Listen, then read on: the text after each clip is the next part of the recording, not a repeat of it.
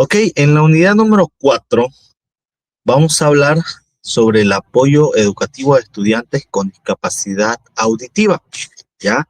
Para eso estamos nosotros viendo el reglamento de las personas con, para el fortalecimiento, ¿no es verdad?, de la educación inclusiva, ¿ya?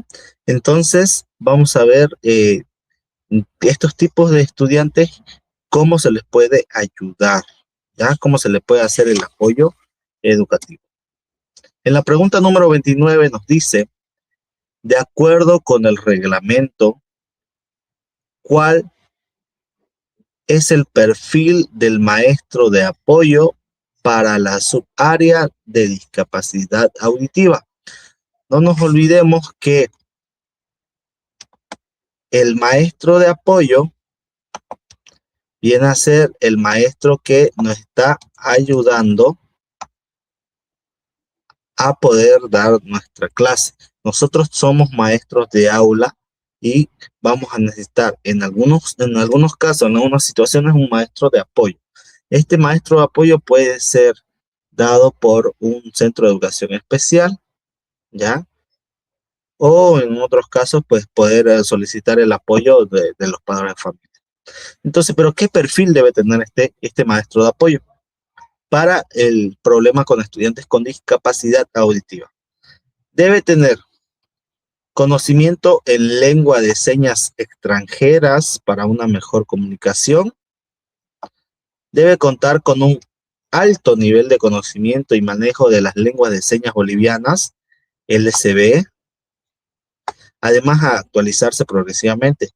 Su función principal es de traductor textual de libros de texto a la lengua de señas boliviana. No se requiere conocimiento profundo de LSB si el estudiante utiliza audífono. ¿Ya? Entonces, opción A, opción B, opción C. Hay que tener claro de que en el inciso B y en el inciso C podría haber una cierta confusión. En el inciso C nos dice que su principal función es el de traductor textual, es decir, traducir la parte de letras a LSB. Y no, esa no puede ser una de los perfiles del maestro, porque no solamente tendría que hacer eso, ¿no? En cambio, en el inciso B se ve claramente que debe contarse con un alto conocimiento y manejo de lengua de señas boliviana, no solamente traducir lo que viene a ser el texto, sino que también puede traducir también a las personas que están hablando a LSB, ¿no? Entonces la respuesta correcta y más de acuerdo acá a la pregunta número 29 viene a ser el inciso B. Según el artículo 19, en el inciso A especifica que el maestro de apoyo para el estudiante con discapacidad auditiva debe contar con un alto nivel de conocimiento y manejo de la lengua de señas boliviana, debiendo actualizarse progresivamente. Pregunta 30. ¿Cuál es el objetivo? Ojo acá, el objetivo, estamos hablando de un objetivo, del progreso de interpretación de la lengua de señas boliviana, ¿ya? Aquí, por ejemplo, a la lengua oral o viceversa. ¿Cuál es el objetivo en el proceso de interpretación de la lengua de señas del LSB a la lengua oral o viceversa, de la lengua de LSB a la oral, ¿no? ¿Cuál es el objetivo? Realizar, acá tenemos, realizar una traducción literal como primera opción. Puede ser también realizar la traducción literal a exactamente de cada palabra para garantizar la fidelidad del mensaje, enseñar a los estudiantes oyentes el vocabulario básico de la LSB para que se comuniquen con sus compañeros sordos, eliminar barreras de comunicación en los procesos educativos, transmitiendo formación, contenidos de forma accesible, clara, precisa, priorizar la lengua oral para que el estudiante con discapacidad auditiva se integre mejor en la sociedad oyente. La pregunta número 30, ¿ya? ¿Cuál es el objetivo? ¿No? Realizar la traducción para que se garantice la fidelidad del mensaje, ¿será? O sea, ese viene a ser un objetivo para que se pueda traducir todo lo que se viene hablando en lengua de señas boliviana, ¿no? A la oral. O puede ser otro el objetivo. Por ejemplo, el enseñar a los estudiantes oyentes el vocabulario básico, no creo que sea el objetivo de poder en la interpretación, ¿no? No viene a ser esta la respuesta, la B, no viene a ser una respuesta correcta. Entonces la vamos a ir tachando que la B no viene a ser una respuesta correcta, porque el objetivo no es que enseñar a los estudiantes el vocabulario básico, no viene a ser en ese sentido eh, el objetivo de la interpretación. En cambio, si nos damos cuenta, en la número C nos dice eliminar las barreras de comunicación en los procesos educativos, transmitiendo información y contenidos de forma accesible, clara y precisa, que viene a ser ese el que más se acerca a la opción correcta. ¿Por qué? Porque no solamente se realiza una traducción literal exacta de cada palabra con finalidad de que llegue todo el mensaje, sino que el objetivo de interpretar pues viene a ser eliminar esta barrera de comunicación, tanto de LSB a la escrita como viceversa, de la escrita a LSB, ¿ya? En cambio, en el inciso A dice la traducción literal de cada palabra para garantizar el mensaje, ¿no? En cambio, acá en la número C nos dice eliminar las barreras de comunicación en los procesos educativos, transmitiendo la información y los contenidos de forma accesible, clara y precisa, ¿no? Entonces viene a ser la respuesta correcta. La número C. En el artículo 22 establece que el objetivo es eliminar las barreras de comunicación en los procesos educativos para garantizar el acceso a la información, evitando una traducción literal, ¿no? Que se eliminen esas barreras de comunicación. Ese viene a ser el objetivo de la interpretación de la lengua de señas boliviana. 31. En el marco de la interpretación de LSB al lenguaje oral o viceversa, ¿qué se debe evitar? ¿Qué se debe evitar? Según el artículo 22. Acá es una palabrita muy clave que lo que se quiere acá es evitar, ¿no? Entonces, ¿qué se quiere evitar en esta interpretación? Inciso A, el uso de vestimenta de colores neutros, realización de una traducción literal o español señalado y la incoherencia en el mensaje, la interpretación en eventos sociales y extracurriculares, la interacción con la comunidad sorda fuera del ámbito educativo. Entonces, ¿qué se debe evitar? La pregunta 31, ¿qué se debe evitar?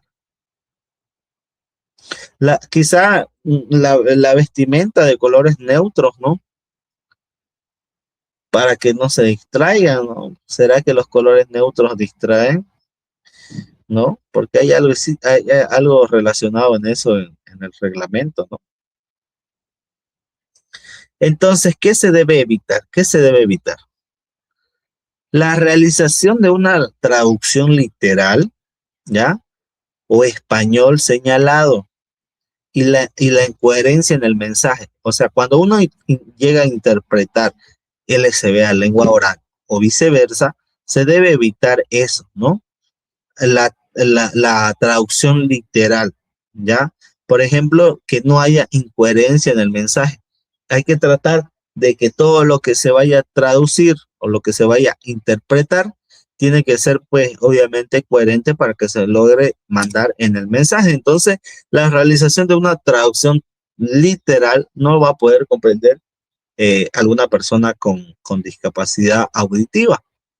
Entonces, va a haber incoherencia en el mensaje. Entonces, eso es lo que se trata de evitar. En el artículo 22 establece que el objetivo de la interpretación es eliminar barreras, evitando la realización de una traducción literal o español señalado, así como la incoherencia en el mensaje. ¿Qué establece el reglamento con respecto a la vestimenta? Justamente hace rato estábamos tocando el tema de la vestimenta de los maestros de apoyo. Los maestros de apoyo generalmente son los maestros intérpretes durante actos, ¿no?, interpretativos para estudiantes con discapacidad auditiva. Imagínense que hay un acto cívico, un acto, no sé, de algún evento que tengamos en la unidad educativa y contamos con estos maestros de apoyo. Entonces, respecto a su vestimenta, ¿qué establece? ¿Ya? Inciso A, no hay ninguna norma específica sobre la vestimenta, puede vestirse como él quiera o como ella quiera. Se debe usar una vestimenta formal, como terno o traje de sastre, puede ser, ¿no? Terno o traje sastre. La vestimenta debe ser adecuada, cómoda, sin distractores visuales como joyas, prendas con estampados, ¿no? Inciso C. Debe usar una vestimenta, nos dice el inciso D, llamativa para captar la atención del estudiante sordo. Puede ser. Entonces, ¿qué nos establece el reglamento respecto a esto? Al uso de la vestimenta a la hora de interpretar en cualquier acto, ¿no es verdad? Entonces, ¿qué nos establece? ¿Será que no hay ninguna norma? ¿Será que se debe usar una vestimenta formal como traje, terno? ¿Será que se debe usar una ropa cómoda, adecuada, sin distractores visuales como joyas vistosas, prendas con estampado, acá que diga Nike o que diga Puma o que yo tenga acá varios colores? ¿Será que se puede? ¿O se debe usar una vestimenta llamativa, quizás un color vivo, un color chillón, ¿no? Colores llamativos, ¿no? Para captar la atención, quizás me pueda colocar una flor en la oreja, unos aretes grandes para que él vea los aros, que me tome atención a mí. ¿Será? Puede ser, ¿no? Llame la atención del estudiante sordo.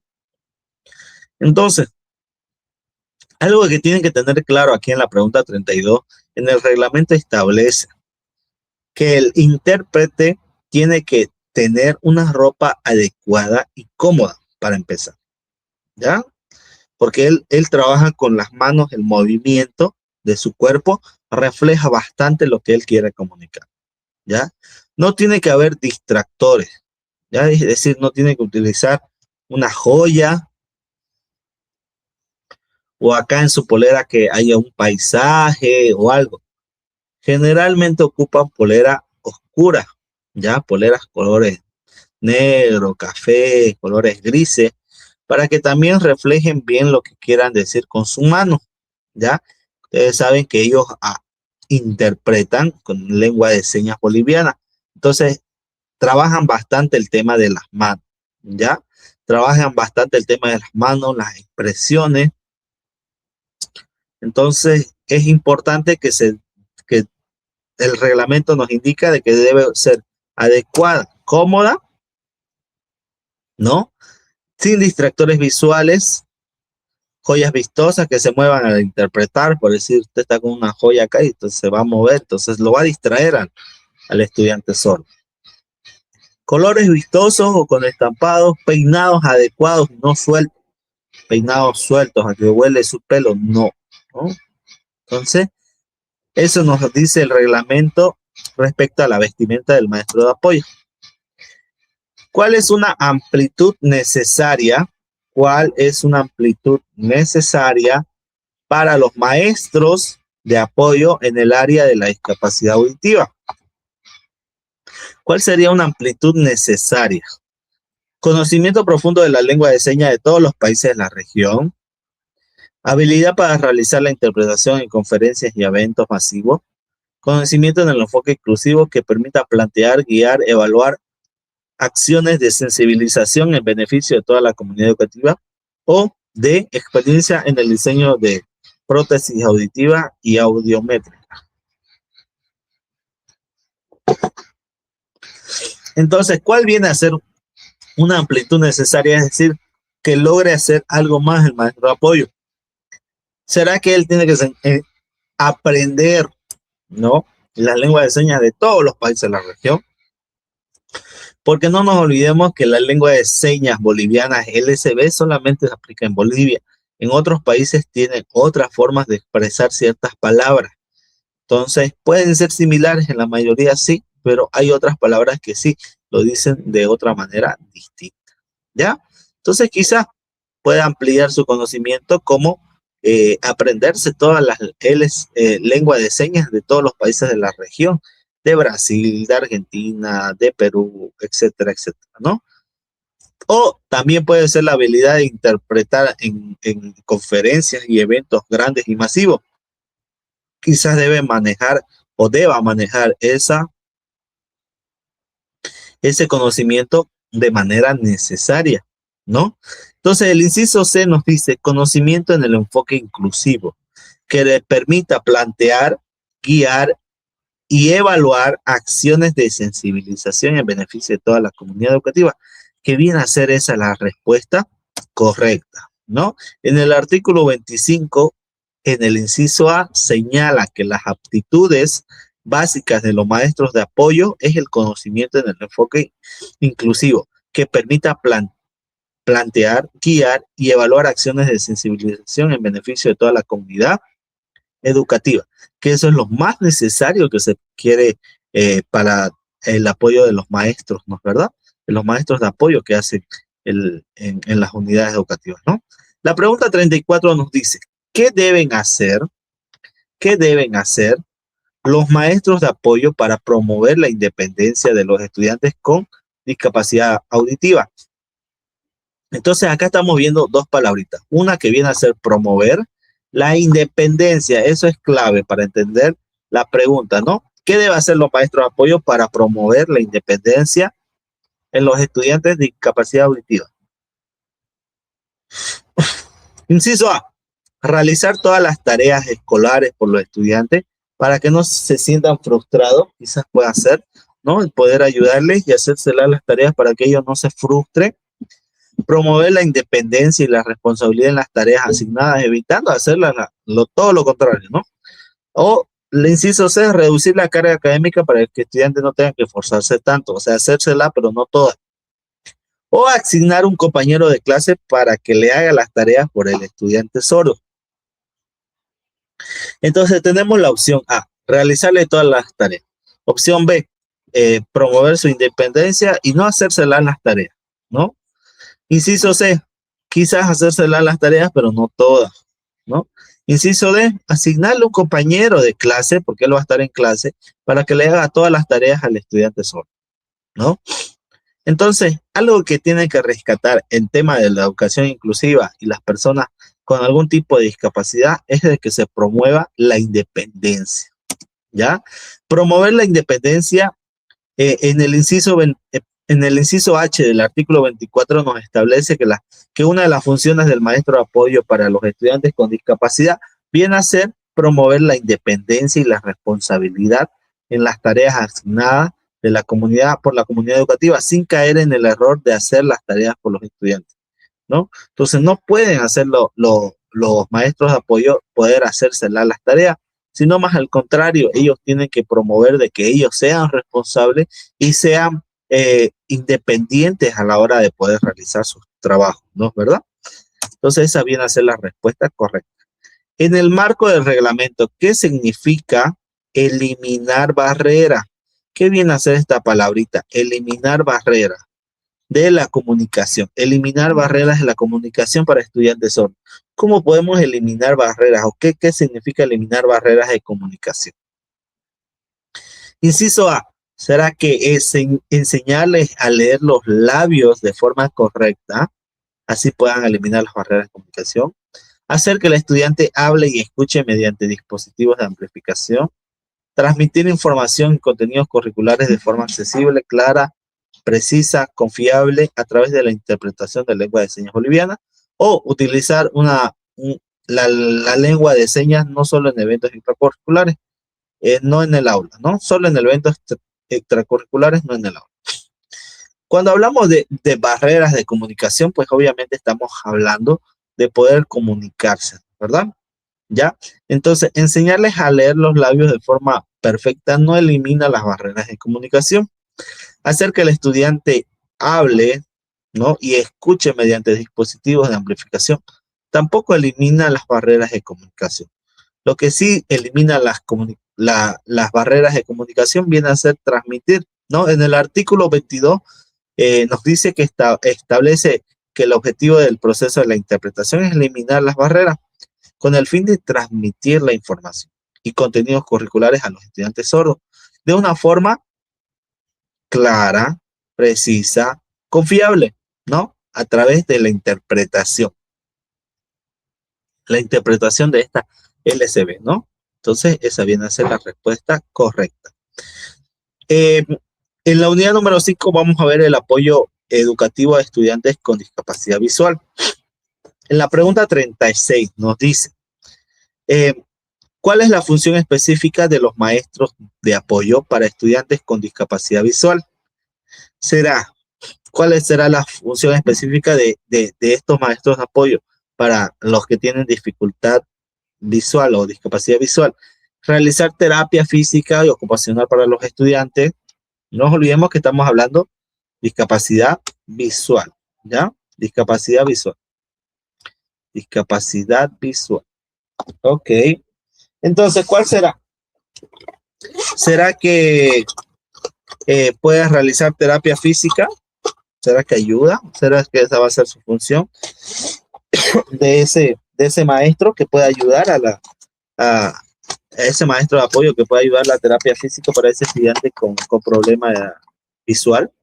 El 2, opción B, acompañar, asesorar y capacitar a los maestros del aula en el uso del sistema Braille y el diseño plural para los aprendizajes. Puede ser.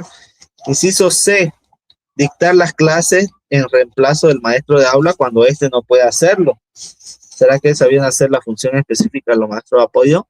Gestionar ante los gobiernos municipales la provisión de perros guías para los estudiantes. ¿Cuál viene a ser la función? A, B, C. Vamos leyendo. Realizar terapia física y ocupacional para el estudiante. Creo yo que no viene a ser una función de los maestros de apoyo, ¿no? Quizás en alguno pueda ayudar en algunos casos, pero una función específica de los maestros de apoyo no viene a ser eso. Dictar clases en reemplazo del maestro de aula cuando éste no puede hacerlo. Si bien no es un maestro de aula, el maestro de apoyo, porque estamos hablando de los maestros de apoyo, ¿no? Los maestros de apoyo no se enfocan a dar clases. No nos olvidemos que este estudiante con discapacidad visual está en nuestra aula. Es un aula, en un colegio de educación regular, ¿no? Entonces, el maestro de apoyo no puede dar las clases en ningún motivo. Entonces, la C es la incorrecta. En el inciso D, gestionar a los gobiernos municipales la provisión de perros guías para el estudiante. Uy, ¿será que esa será su función específica? Eso lo veo muy verde. Entonces, así vamos a saber de que el inciso B viene a ser la respuesta correcta. En el artículo 30, en el inciso D, detalla que una de las funciones del maestro de apoyo es acompañar, asesorar y capacitar a los maestros de aula, principalmente en el uso del sistema Braille y el diseño plural de los aprendizajes. ¿Qué viene a ser esa es la respuesta correcta? El maestro de apoyo está para ayudar al maestro en poder hacer, ¿no? Asesorar, acompañar, capacitar al mismo maestro y también en el uso de Braille, porque esta persona con discapacidad visual maneja justamente este sistema para poder aprender, conocer, ¿no? Comunicarse. Según el reglamento, ¿cuál es el objetivo, ¿no? El objetivo del apoyo educativo para los estudiantes con discapacidad, ¿no? Según el reglamento, ¿cuál es el objetivo del apoyo educativo para los estudiantes con discapacidad visual? ¿Cuál creen que viene a ser el objetivo? Inciso A, garantizar que el estudiante aprenda a leer y escribir en sistema Braille antes de ingresar a la escuela regular. Asegurar que los estudiantes con baja visión usen siempre gafas de aumento. Garantizar el acceso, permanencia y conclusión de procesos educativos de estudiantes con discapacidad visual a través de lineamientos pedagógicos en el marco del diseño plural para los aprendizajes, integrar a estudiantes con discapacidad visual en actividades exclusivas de personas ciegas fuera del aula regular. Uno de los objetivos del apoyo educativo para estudiantes con discapacidad visual, no creo yo que solamente sea el aprender a leer y escribir para que ellos puedan entrar a una escuela de educación regular. No creo yo que sea el objetivo ese, ¿ya? Tampoco pueda que sea asegurar que los estudiantes usen siempre las gafas. Un objetivo del apoyo educativo no puede ser que sea dependiente del tema del uso de gafas, ¿no? En cambio, si nos damos cuenta en el inciso C, que viene a ser la respuesta correcta, nos dice garantizar. En el artículo 29 establece que el objetivo es garantizar el acceso, permanencia y conclusión de los procesos educativos de estudiantes con discapacidad visual a través de ¿qué? De lineamientos y orientaciones pedagógicas en el marco del diseño plural de los aprendizajes. Entonces, el objetivo del apoyo educativo viene a ser ligado a esto, que pueda que los estudiantes puedan acceder a la educación, que puedan permanecer, que sigan estudiando y que pueda concluir todo el proceso educativo que le corresponda, ¿no? A través de lineamientos pedagógicos, y hay que hacer un diseño plural en el tema de adecuaciones, etcétera, etcétera, un diseño plural para los aprendizajes, ¿no? 38. ¿Qué deben hacer los maestros de apoyo? Acá, ¿qué deben hacer los maestros de apoyo para garantizar un apoyo educativo pertinente a estudiantes con discapacidad? Entonces, ¿qué deben hacer los maestros de apoyo para garantizar un apoyo educativo pertinente a los estudiantes con discapacidad visual? ¿Será que deben realizar la transcripción de todos sus libros al sistema Braille por sí mismo? Coordinar previa y obligatoriamente con los maestros de aula el avance de los contenidos planificados, aislar al estudiante del resto para evitar que se distraiga, enseñar exclusivamente habilidades de orientación y movilidad. Entonces, ¿qué debe hacer el maestro de apoyo para garantizar un apoyo educativo pertinente a estudiantes con discapacidad?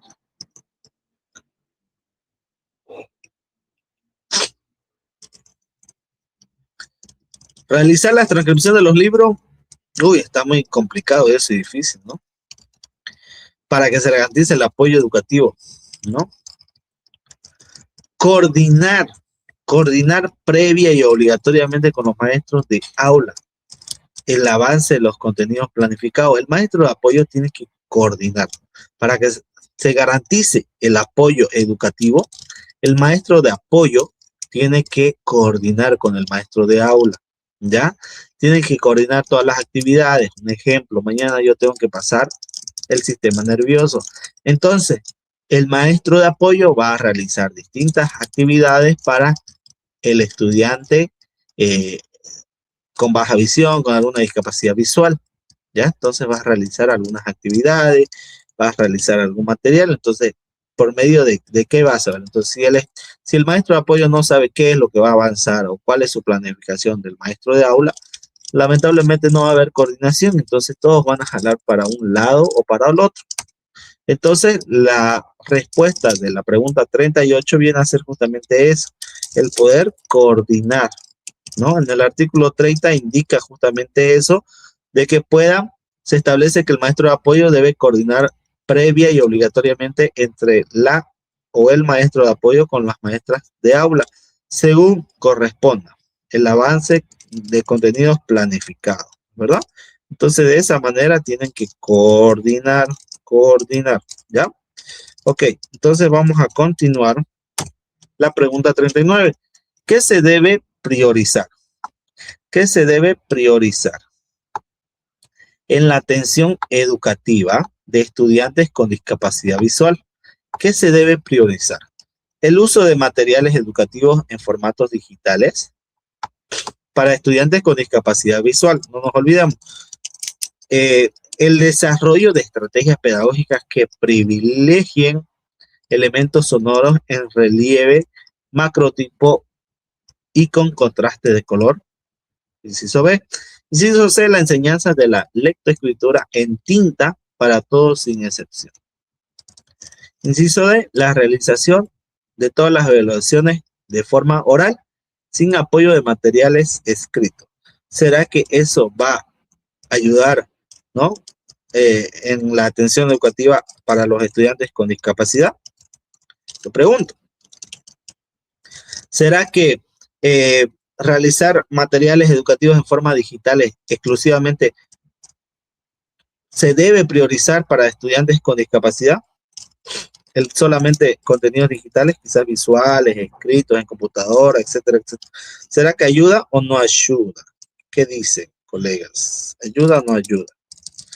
No ayuda, pues, ¿no? El uso de materiales digitales, exclusivamente de materiales digitales, no va a ayudar, ¿ya?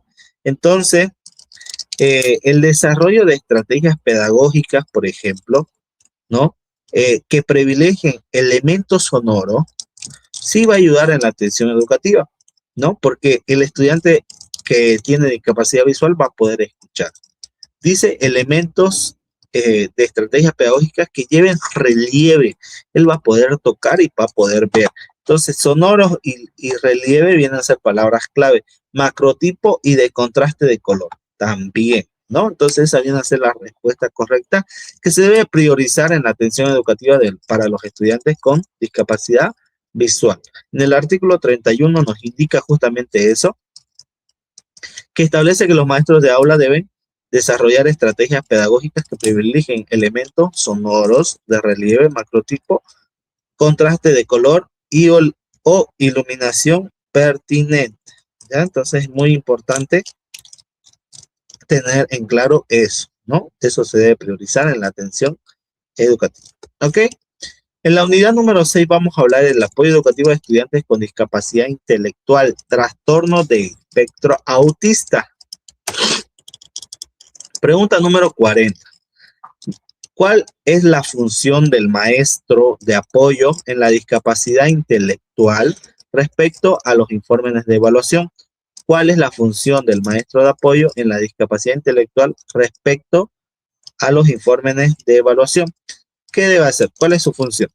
Realizar el diagnóstico inicial del estudiante sin necesidad de un equipo multidisciplinario, opción A. Acá lo que tenemos que tener en claro en la pregunta viene a ser la función. Acá nos está pidiendo la función del maestro de apoyo, ¿no? Para los estudiantes con discapacidad intelectual. ¿Será que debes realizar el diagnóstico inicial de estudiantes sin necesidad de un equipo multidisciplinario para poder realizar informes de evaluación? Recibir el informe del equipo disciplinario y cumplir las recomendaciones para el desarrollo de los procesos educativos. Guardar el informe en el archivo personal del estudiante sin difundir su contenido. Modificar el informe según su criterio profesional para adaptarlo al aula. ¿Cuál creen que es la función sobre referente a los informes de evaluación? ¿No? Él debe hacerlo el informe, el diagnóstico, decir, bueno, este chico tiene discapacidad intelectual grave, tiene leve, tiene moderada, tiene muy grave. ¿Será que él lo puede hacer el maestro de apoyo? ¿Será que lo puede hacer? ¿O debe recibir el informe de un equipo multidisciplinario? ¿No? Entonces, él no lo puede hacer. Eso hay que tener en claro, ¿no? Quien nos hace los informes viene a ser un equipo multidisciplinario, ¿no? Entonces, esa viene a ser la respuesta correcta. El recibir, en el artículo 35 nos indica y establece que una de las funciones del maestro de apoyo en esta subárea es recibir el informe de parte del equipo multidisciplinario, ¿ya? Que realiza la evaluación integral del estudiante con discapacidad intelectual y cumplir las recomendaciones para el desarrollo del proceso educativo.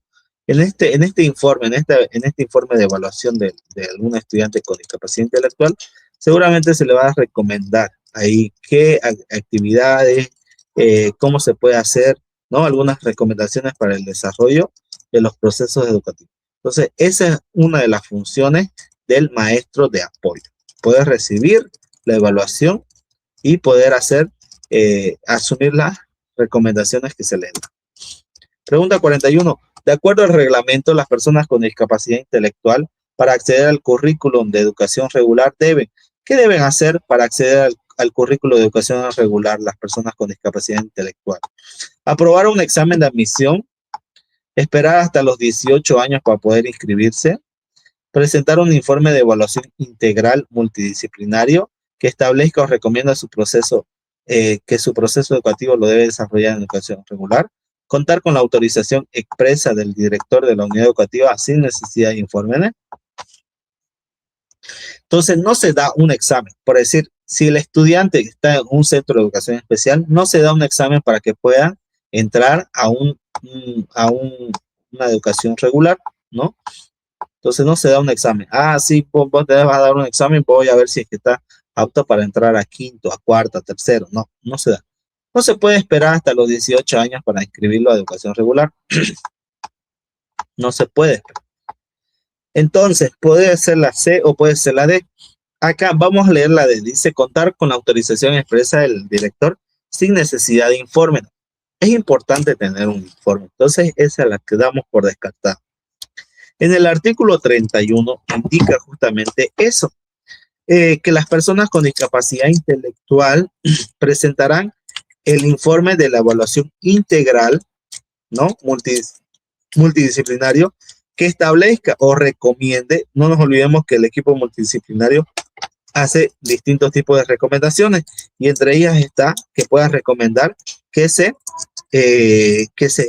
lleve su proceso educativo en un colegio de educación regular. Quizás eso les pueda ayudar. A ciertas personas que tengan discapacidad intelectual se les puede dar esa chance de poder ingresar a educación regular, ¿no?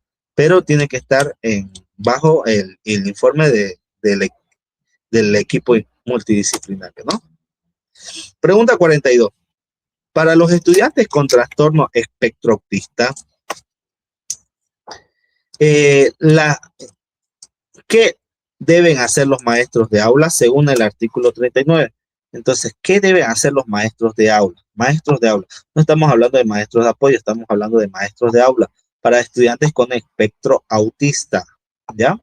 ¿Qué deben hacer? 1. Inciso A. Desarrollar procesos educativos incorporando las sugerencias del apoyo técnico pedagógico a través del diseño plural para los aprendizajes, derivarlos inmediatamente a un centro de educación especial sin excepción, aplicar un currículum completamente diferente con el resto del curso o excluirlo de las actividades que requieran la interacción social. Porque sabemos muy bien que estas personas con el espectro autista suelen ser aislados, ¿verdad? Suelen ser aislados y tienen su propio espacio. ¿Será que debemos derivarlo directamente al centro de educación especial sin excepción? Si vemos a un estudiante con espectro autista, agarramos y solicitamos su incorporación en un centro especial. No, podemos tratarlo en una unidad educativa de educación regular. Entonces, ¿qué tenemos que hacer? Desarrollar procesos educativos incorporando las sugerencias de apoyo del apoyo técnico pedagógico a través de un diseño plural para los aprendizajes. Es decir, se tienen que hacer adaptaciones curriculares para ese estudiante con espectro autista, ¿no? En el inciso P, en el artículo 39, establece que el maestro de aula desarrolla procesos educativos incorporando las sugerencias de apoyo técnico pedagógico para los estudiantes con trastorno de espectro autista sin compromiso intelectual a través de diseño plural para los aprendizajes. Pregunta 43. ¿Qué condiciones deben cumplir los estudiantes con discapacidad intelectual? ¿Qué condiciones deben cumplir los estudiantes con discapacidad intelectual para ingresar a la educación superior, ¿no? Para ingresar a la educación superior. Deben presentar el certificado de discapacidad emitido por el centro de salud más cercano. Deben contar con un informe multidisciplinario que corrobore el cumplimiento de perfil de entrada y las capacidades para el ejercicio profesional. Debe haber cursado toda su educación básica en un centro de educación especial. No requiere ningún requisito adicional que cualquier otro estudiante. A ver, ¿cuál viene a ser la respuesta correcta de la pregunta 43? ¿Cuál creen que viene a ser la respuesta correcta? Por ejemplo, presentar un certificado de discapacidad no viene a ser un requisito para entrar a la educación superior. Haber cursado educación, su educación básica en un centro de educación especial tampoco es un requisito. Entonces ya estamos tachando. Puede ser la B o puede ser la D. Leamos la B. Contar con un informe multidisciplinario que corrobore el cumplimiento del perfil de entrada y las capacidades para el ejercicio profesional, ¿no? No nos olvidemos que ese estudiante, ¿no? Cuando quiera hacer una carrera profesional en educación superior, en una universidad, etcétera, etcétera, en cualquier institución superior, tiene pues que tener las capacidades para el ejercicio profesional, ¿ya? Por ejemplo, si quiere estudiar electricidad industrial, un ejemplo, y es una persona que no tiene visión, no tiene una discapacidad visual o tiene una discapacidad intelectual, ¿no? Pero es muy grave, no puede acceder, o grave, muy grave, no puede acceder lamentablemente. Entonces se debe contar con un informe multidisciplinario que corrobora el cumplimiento del perfil de entrada y las capacidades que tiene el artículo 33 en el inciso C del reglamento, indica y establece que para casos de educación superior se debe contar con un informe, ¿no? Que corrobore el cumplimiento del perfil de entrada y las capacidades para el ejercicio profesional. Vamos, ya vamos terminando. Unidad número 7. Apoyo educativo a estudiantes con dificultades en aprendizaje. ¿Ya? Para los estudiantes con dificultades en el aprendizaje, el maestro de apoyo en el área, maestras de apoyo en el área de dificultades de aprendizaje, ¿cuál debe ser su cobertura educativa? ¿Cuál debe ser su cobertura educativa para los maestros de apoyo? ¿No? Todos los subniveles de educación regular y alternativa, ¿será que bien ellos pueden cubrir todo eso? Estudiantes de educación secundaria, solamente de secundaria, ellos pueden cubrir eso. Estudiantes de primaria, comunitaria vocacional, énfasis en los grados específicos, primero, segundo y tercero, en sentido preventivo, exclusivamente estudiantes de sexto de primaria. ¿Cuál creen que viene a ser la respuesta correcta? Todos los niveles, solamente secundaria, solo primaria, estudiantes de educación primaria, vocacional, con énfasis en los grados de primero, segundo y tercero en sentido preventivo, o exclusivamente a estudiantes de sexto que estén por salir del nivel. Cuando hablamos de estudiantes con dificultad en el aprendizaje, si bien acá nos dice cuál debe ser la cobertura educativa, pues sí, tiene que ser en el nivel primario, ¿ya? En los estudiantes con nivel primario, y también con énfasis en los grados de primero, segundo y tercero, que vienen a ser los grados que más dificultades en el aprendizaje se logra tener. En el artículo 41 establece que la cobertura debe alcanzar a estudiantes de educación primaria con énfasis en primero en sentido preventivo y en cuarto, quinto, sexto en sentido reeducativo, ¿ya? Entonces, la respuesta correcta viene a ser C. Según el reglamento, ¿qué se debe hacer cuando maestro de aula observa señales de alerta, posibles dificultades de aprendizaje en un estudiante de primaria? A ver, aquí, ¿qué se debe hacer? Que un maestro de aula observa señales de alerta de posibles dificultades de aprendizaje, ¿ya? Yo estoy viendo que ese estudiante tiene dificultad en el aprendizaje, ¿no? En educación primaria, ¿no? Entonces, ¿qué debe hacer? ¿Qué debe hacer acá? ¿Qué se debe hacer? ¿No? Derivarlo inmediatamente a un centro de educación especial sin aplicar ninguna prueba previa. Puede ser. Aplicar una guía de observación, detección de signos de riesgo y derivar según las conclusiones de la ficha de reporte para una evaluación multidisciplinar.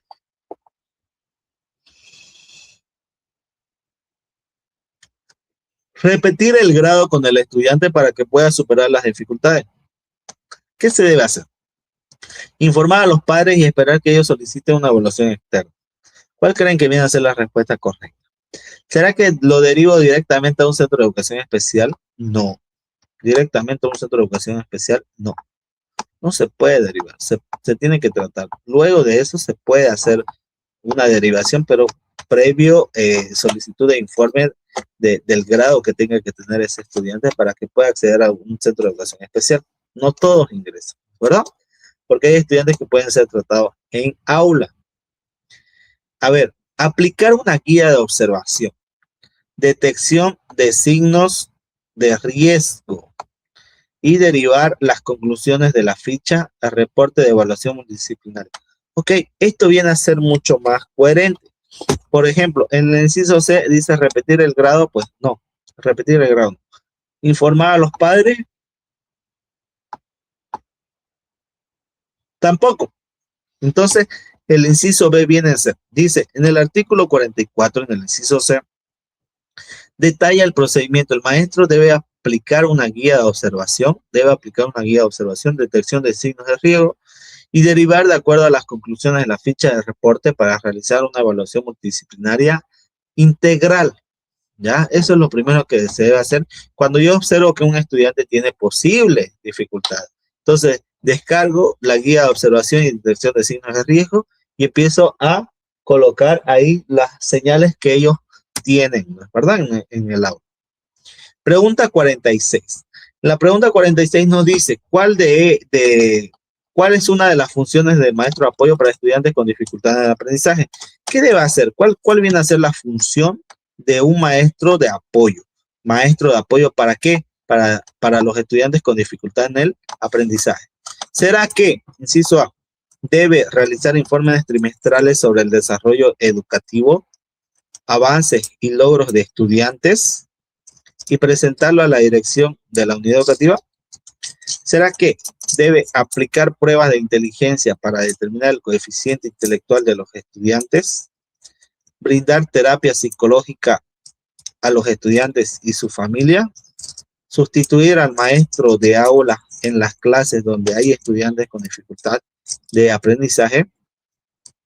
Entonces tenemos que ver cuál viene a ser la respuesta correcta. Dentro de las funciones que tiene el maestro de apoyo para los estudiantes con dificultad en el aprendizaje, se tiene que hacer. ¿Aplicar pruebas de inteligencia? No. ¿Brindar terapia psicológica a los estudiantes y su familia? No, porque no están mal, pues no solamente tienen dificultad en el aprendizaje. ¿Sustituir al maestro de aula? Tampoco. No se puede sustituir al maestro de aula. Esto tenemos en cuenta que son maestros de apoyo. Entonces debe realizar un informe trimestral sobre el desarrollo educativo y avances y logros de estos estudiantes. En el artículo 43 nos recalca y establece que se debe realizar estos informes trimestrales sobre el desarrollo educativo, avances y logros, ¿no? Y presentarlo a la dirección de la unidad educativa. Pregunta 47. ¿Cuál es la responsabilidad de los maestros de aula respecto a los estudiantes con dificultades en el aprendizaje? ¿Cuál es la responsabilidad de los maestros de aula? No nos olvidemos de maestros de aula, no estamos hablando de maestros de apoyo, estamos hablando de los maestros de aula, ¿no? Los que son encargados de aula. ¿Cuál viene a ser su responsabilidad? ¿Será que viene a ser ignorar las señales de alerta hasta que los padres soliciten una evaluación? ¿Realizar procesos de detección de signos de alerta? ¿Solicitar una evaluación multidisciplinaria y cumplir las recomendaciones del informe? ¿O derivar directamente a esos estudiantes a un centro de educación especial sin informar a los padres? ¿O disminuir las exigencias académicas y calificar como nota mínima a estos estudiantes? ¿Cuál será la responsabilidad de estos maestros? Le digo con sinceridad que muchos hacen el inciso D, que les exigen menos a estos estudiantes y agarran y para evitar problemas le colocan nota mínima, ¿no? Pero eso está de manera incorrecta, está mal, ¿ya? Derivar directamente a los estudiantes sin informar a los padres, obviamente sí está mal, ¿no? Esto está mal, ¿no? Está incorrecto, la C. Entonces, entre la A y la B, ¿qué dice la A? Ignorar las señales de alerta que los padres soliciten una evaluación. O sea, yo tampoco no puedo ignorar las señales de alerta que tienen algunos estudiantes con discapacidad de aprendizaje. Lo que se debe hacer y la responsabilidad que tienen los maestros en el artículo 45 señala que deben desarrollar procesos de detección, solicitar una evaluación multidisciplinaria, cumplir con las recomendaciones y desarrollar procesos educativos preventivos y reeducativos. Unidad número 8. Apoyo educativo a estudiantes con talento extraordinario. ¿Qué se debe hacer con los estudiantes con talento extraordinario? Según el reglamento, los estudiantes con talento extraordinario deben ser identificados a través de la recomendación de los padres de familia. ¿Será que así debo identificar? Va a venir un papá y me va a decir, señor profesor, mi hijo es muy talentoso. El alto rendimiento académico en todas las materias durante varios años consecutivos. ¿Será que ese viene a ser un indicador? O proceso de evaluación psicológica, psicopedagógica integral con el uso de pruebas e instrumentos estandarizados realizados por equipos multidisciplinarios. O directamente una votación de todos los maestros del nivel educativo en el uso de pruebas e instrumentos estandarizados. ¿Cuál de estas puedo yo ocupar para identificar a un talento extraordinario? En el inciso A dice recomendación de sus padres. Esa viene a ser una manera incorrecta. No puede ser, ¿no? No puede ser así. En el inciso B dice alto rendimiento académico en todas las materias durante varios años consecutivos. Tampoco. No puede ser. ¿Por qué? Porque hay que tener en cuenta que el talento extraordinario no solamente puede ser en varias áreas, sino que en áreas específicas, ¿no? Proceso de evaluación psicológica y psicopedagógica integral con el uso de pruebas e instrumentos estandarizados realizados por los equipos multidisciplinarios. No nos olvidemos que los equipos multidisciplinarios son los que determinan tanto la discapacidad, tanto el talento extraordinario como la dificultad de aprendizaje con los estudiantes, ¿no? Entonces, eso viene a ser una palabra clave para poder identificar a los estudiantes con talento extraordinario.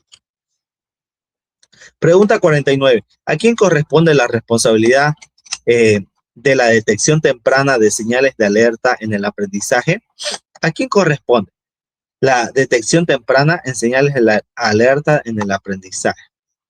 Exclusivamente a los maestros de apoyo de los centros de educación especial, a los padres de familia o tutores, al equipo multidisciplinario de los hospitales y centros de salud, principalmente a los maestros, maestras de aula, de las unidades educativas, quienes a través de la Comisión Técnica Pedagógica procedan a la primera evaluación. Entonces, ¿a quién se le va la responsabilidad de la detección temprana en señales de alerta en el aprendizaje? ¿No?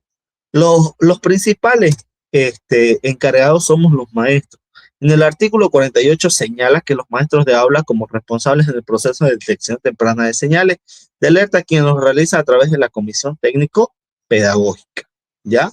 Entonces, la responsabilidad va para nosotros los maestros de aula, para la detección temprana, ¿no? ¿Qué debe hacer las direcciones departamentales de educación en coordinación con las subdirecciones y direcciones distritales para los estudiantes de talento extraordinario? ¿Qué deben hacer las direcciones departamentales en coordinación con las distritales, las subdirecciones? ¿Será que deben generar oportunidades académicas en instituciones educativas, culturales, científicas y las universidades a nivel nacional y departamental? Puede ser reducir las horas de clase para estos estudiantes, aislar a estos estudiantes en grupos especiales para evitar que no se aburran en clase, prohibir su participación en ferias científicas y concursos académicos. Para empezar, no podemos prohibir. Estudiantes en grupos, aislar tampoco viene a ser una respuesta incorrecta.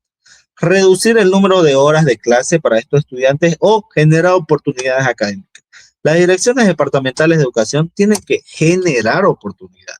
En el artículo 50, en el inciso A, establece que las direcciones departamentales generan oportunidades académicas en instituciones educativas, culturales, científicas y en universidades a nivel nacional y departamental, ¿no? Para los estudiantes con talento extraordinario, ¿ya? Esa viene a ser la respuesta correcta. Unidad número 9, la eliminación de barreras arquitectónicas y adecuación de infraestructura y equipamientos accesibles. La pregunta 51 nos dice, ¿qué establece el reglamento para la eliminación de barreras arquitectónicas en las instituciones educativas? ¿Qué establece? ¿Qué establece en las barreras arquitectónicas? ¿Qué nos dice sobre las barreras arquitectónicas en instituciones educativas? Inciso A, es responsabilidad exclusiva del director de la unidad educativa financiar las remodelaciones. Inciso B, las instituciones educativas deben solicitar a los gobiernos subnacionales la aplicación del reglamento de accesibilidad aprobado mediante la resolución ministerial. Solo las instituciones privadas están obligados a eliminar las barreras arquitectónicas. No se requiere ninguna acción, ya que la infraestructura actual cumple con todos los requisitos de accesibilidad. ¿Será que todos los colegios tienen ramplas? ¿Será que todos los colegios tienen baños para discapacitados? ¿Será que todos los colegios tienen infraestructura adecuada para las personas con discapacidad? ¿No? Entonces, ahí nos damos cuenta que no. No puede ser la responsabilidad exclusiva del director, esto está mal. Solo las instituciones privadas y las públicas también, entonces no solamente son las privadas. Y no se requiere ninguna acción, ya que la infraestructura actual cumple con todos los requisitos, lamentablemente no cumple con todos los requisitos. Entonces, la respuesta correcta viene a ser la B. El artículo 52 señala que las instituciones educativas deben solicitar a los gobiernos subnacionales la aplicación del reglamento de accesibilidad y eliminación de barreras arquitectónicas. Pregunta 52. En el marco de la eliminación de barreras, ¿qué se debe prever? ¿Qué debe prever, los directores de la unidad educativa para estudiantes con discapacidad físico-motora? Físico-motora. ¿Qué debe prever los directores? Que la ubicación de los paralelos que estén inscritos esté próxima a la entrada y a los baños. Que los estudiantes con discapacidad reciban clases en aulas separadas para evitar las barreras arquitectónicas. Que se asigne un asistente personal para movilizarse en la institución, que las actividades deportivas y recreativas sean suspendidas para estos estudiantes. La pregunta 52. Entonces, ¿cuál viene a ser una de las respuestas correctas para este caso de los estudiantes que se pueda, que tengan discapacidad físico-motora? Entonces, ¿qué debe prever la unidad educativa? ¿No? A ver, que las actividades deportivas y recreativas sean suspendidas, respuesta incorrecta. No pueden suspenderse. Que les asigne un asistente, que esté un asistente encargado ahí en todo el día o toda la mañana con ese estudiante, tampoco. Que los estudiantes con discapacidad reciban clases en aulas separadas, aislarlo, no. Entonces, una acción que deben hacer los directores de la unidad educativa viene a ser la ubicación. En el artículo 53 señala justamente esto, que las direcciones de la unidad educativa deben prever la ubicación de los paralelos donde estén inscritos estudiantes con discapacidad físico-motora, sea proximidad a la puerta principal de entrada o salida, así como de los baños. Pregunta 53. ¿Quién debe garantizar la dotación del equipamiento mobiliario adecuado y pertinente para los estudiantes con discapacidad? ¿Quiénes deben garantizar la dotación? ¿Será que debe garantizar el Ministerio de Educación, los gobiernos autónomos municipales, las direcciones departamentales de educación, cada unidad educativa de forma autónoma? ¿Quiénes deben dotar el equipamiento mobiliario?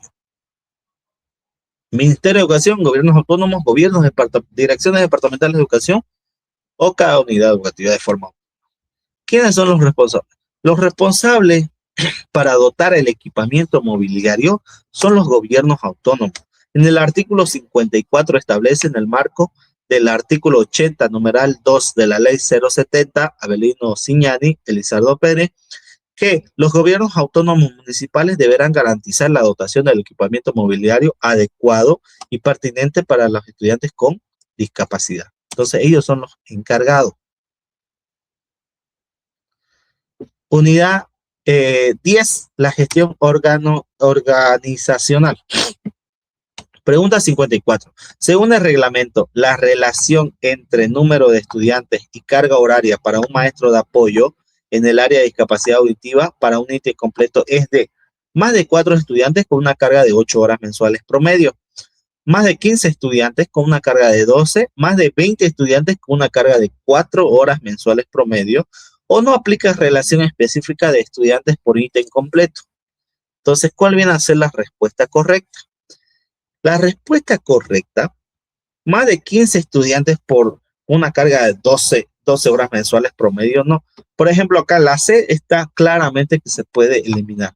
Más de 20 estudiantes con discapacidad auditiva para una carga horaria de 4 horas mensuales no se puede dar. Son muchos estudiantes para pocas horas.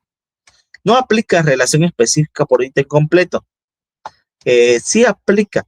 El ítem completo se puede dar tanto paralelamente en una unidad educativa como en su centro de educación especial. Entonces va de manera paralela cumpliendo las horas, ¿verdad? Entonces, 15 estudiantes carga de 12 horas o 4 estudiantes en carga de 8 horas mensuales. La respuesta correcta viene a ser A. En el artículo 55 presenta una tabla donde se especifica que para el área de discapacidad auditiva, la relación es de 4 estudiantes por ítem completo con una carga horaria de 8 horas mensuales promedio. ¿Ya? 55. ¿Qué establece el reglamento con respecto a la relación maestro apoyo estudiante para el área de talento extraordinario? Entonces, ¿qué establece el reglamento? Dice, ¿qué establece el reglamento con respecto a la relación maestro-apoyo estudiantes para el área de talento extraordinario? No aplica una relación específica de estudiantes por ítem completo. La relación es de 15 estudiantes por ítem completo. La relación es de más de 5 estudiantes con una carga de 12 horas o relación de un estudiante por cada maestro de apoyo. ¿Cuál viene a ser la respuesta correcta? Para el talento extraordinario, no nos olvidemos, maestro de apoyo. ¿Será que no aplica? Sí aplica. Entonces no aplica, una respuesta incorrecta. Relación de 5 estudiantes, una carga de 12 horas o una relación de un estudiante por cada maestro de apoyo. Ay, complejo, ¿no? La respuesta correcta viene a ser el inciso B. La tabla en el artículo 55 indica que el talento extraordinario, la relación es de más de 15 estudiantes por un ítem completo en estudiantes en el área del talento extraordinario, si hablamos de un maestro de apoyo, ¿ya? ¿Cuál es la relación estudiante-maestro de apoyo para el área de discapacidad visual, ¿no? ¿Cuál viene a ser la relación? Más de 20 para una estudiante con discapacidad visual. Un estudiante, perdón, más de 20 estudiantes, 4 horas, 4 estudiantes, 8 horas, 5 estudiantes, 12 horas, o no aplica una relación específica. No aplica una relación específica de manera incorrecta, entonces ahí ya vemos que la D la podemos descartar. En cambio, está entre 20 estudiantes, 4 horas, viene a ser muy poco incluso, ¿no es verdad? En la pregunta 56. Entonces, 20 estudiantes, 4 horas, viene a ser muy poco. Puede ser, inciso B, 4 estudiantes, 8 horas o 5 estudiantes, 12 horas. Para la pregunta 56, ¿no? Entonces, aquí la respuesta correcta viene a ser la C. En la tabla del artículo 55 establece que para la discapacidad visual, las relaciones de más de 5 estudiantes por ítem completo con una carga de 12 horas de promedio mensual. Ahora, ¿cuál es la relación de estudiante-maestro de apoyo con dificultades específicas de aprendizaje? Dificultades específicas en el aprendizaje, según el artículo 55. ¿Cuál viene a ser? Más de 20 estudiantes, 4 horas, 4 estudiantes, 8 horas, 5 estudiantes, 12 horas, 15 estudiantes sin carga horaria individual. individualizada para estudiantes con dificultades específicas de aprendizaje. No nos olvidemos, no tiene ninguna discapacidad, solamente tiene dificultad específica. La respuesta correcta viene a ser el inciso A. Más de 20 estudiantes con 4 horas mensuales promedio, ¿no? La tabla en el artículo 55 establece que las dificultades específicas en el aprendizaje, la relación es de más de 20 estudiantes por ítem completo con una carga horaria de 4 horas mensuales, ¿ya? Pregunta 58. El reglamento establece que la dependencia de los maestros de apoyo de la modalidad directa que trabajan en educación regular alternativa es de, ¿no? El reglamento establece que la dependencia de los maestros de apoyo en modalidad indirecta que trabajan en educación regular y alternativa. ¿De quién viene a ser la dependencia de estos maestros de apoyo? De la dirección distrital, del director del centro de educación especial correspondiente, del director de la unidad educativa donde prestan apoyo, del viceministerio de educación regular. ¿Cuál viene a ser la respuesta correcta? ¿Será que la distrital? Estos maestros que hacen apoyo trabajan en educación regular y educación alternativa. Hace rato le estaba diciendo justamente eso, ¿no? Entonces, ¿de quién corresponde? ¿De quién depende? De la distrital, del director del centro de educación especial, del director de educación regular o del viceministerio de educación. Corresponden al director del centro de educación especial, ¿ya? Solamente hacen el apoyo a los maestros que tienen educación regular. El artículo 56 en el inciso A señala que las y los maestros de apoyo de modalidad indirecta dependiente directamente de los centros de educación especial, ¿no? Y su control estará en cargo de estos centros de educación especial, ¿no? Muy bien. Pregunta 59. En el artículo 56, ¿quién es el responsable del maestro de apoyo en instituciones educativas de carácter privado? En instituciones educativas de carácter privado. ¿Quién será el responsable del maestro de apoyo? El director departamental de educación del distrito donde se encuentre la institución, el viceministerio de educación alternativa especial, su propia institución educativa privada en el marco del presente reglamento o el centro de educación especial más cercano. Cuando hablamos de una institución educativa privada, viene a ser responsable la propia institución educativa privada. En el artículo 56 señala en el inciso C que en las instituciones educativas de carácter privado, las y los maestros de apoyo estarán a cargo y bajo responsabilidad de la misma institución educativa privada. El reglamento señala que en ausencia de los centros de educación especial en un municipio, el apoyo educativo en modalidad indirecta, ¿no? ¿Qué señala el reglamento? Cuando no hay centro de educación especial en un municipio. No se proporciona y el estudiante debe trasladarse a otro municipio. Es responsabilidad exclusiva del maestro de aula sin ningún apoyo externo. Podría extenderse en un radio territorial intermunicipal e interdistrital por parte de los maestros de apoyo o itinerantes. Se suspende hasta que se construya un centro de educación especial en el municipio. ¿Cuál viene a ser la respuesta correcta? ¿Qué señala el reglamento? Cuando no hay un centro de educación especial, ¿no? El apoyo educativo en la modalidad indirecta, ¿cómo se da? No se proporciona, es responsabilidad exclusiva del maestro, puede extenderse a un radio territorial, intermunicipal o interdistrital por parte de los maestros de apoyo. Es decir, los maestros de apoyo tendrán que ir al municipio más cercano, al distrito más cercano, tendrán que viajar, o se suspende todo el apoyo educativo hasta que se construya un centro de educación especial. La respuesta correcta viene a ser C. Tendría que extenderse el radio territorial, no solamente en su zona o en su barrio o en su distrito, puede ir a otro distrito o incluso a otro municipio. En el artículo 57 garantiza eso y dice que ante la inexistencia de centros de educación especial y el apoyo educativo podrá extenderse en radios de territorial intermunicipal o interdistrital a través de los maestros de apoyo o itinerantes, ¿no es verdad? Ok, hemos podido revisar a detalle lo que viene a ser el reglamento para el fortalecimiento de la discusión inclusiva. No nos olviden siempre seguir repasando y leyendo todos los documentos, que esto nos va a ayudar para poder tener todo el conocimiento a la hora de dar nuestro examen de ascenso de categoría. Muchísimas gracias, queridos colegas.